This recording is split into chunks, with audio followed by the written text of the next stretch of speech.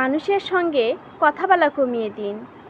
যে ভুল বুঝেছে তাকে ভুল বুঝতে দিন।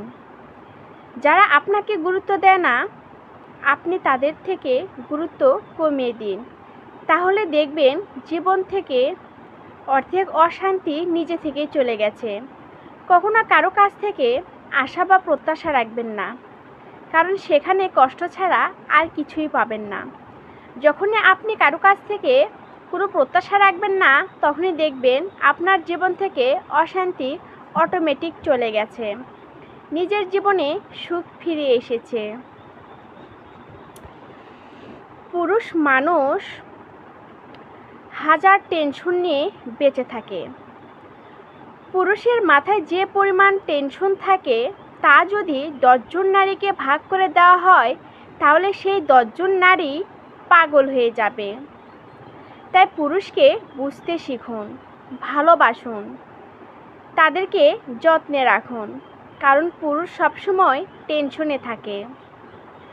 জীবনে ভালো থাকতে চাইলে এই 2 ধরনের মানুষের কাছ থেকে সবসময় দূরে থাকবেন। নাম্বার 1, যারা আপনার সামনে ভালো সাজে এবং দূরে গিয়ে আপনার নামেই বদনাম করে। এই ধরনের মানুষ খুবই ভয়ানক হয়। যারা আপনার সব কিছু জানে অথচ তলে তলে আপনারই ক্ষতি করে। যাদেরকে সহজে চেনা যায় না, এই ধরনের মানুষ খুবই বিপজ্জনক।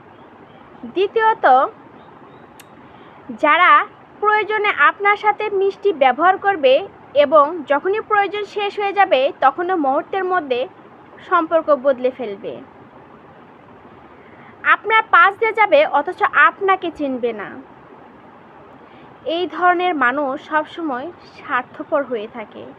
তারা নিজেকে নিয়ে সবসময় ভাবতে শুরু করে, অন্যর ক্ষতি করে নিজে উপরে ওঠার চেষ্টা করে।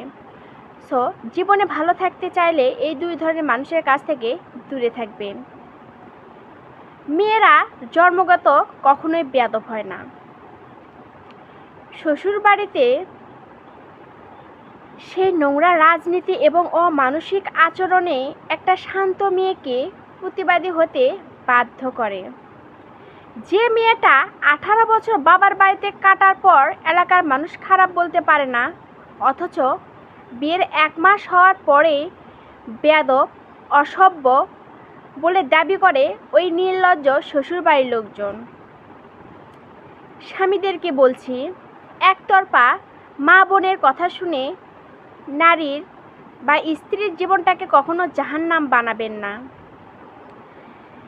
তাদের অভিযোগে স্ত্রীর বিরুদ্ধে যাবেন না, কারণ বিনা দোষে স্ত্রীর চোখের পানি পড়লে সেই অভিশাপে আপনার জীবনে কখনোই শান্তি ফিরে আসবে না।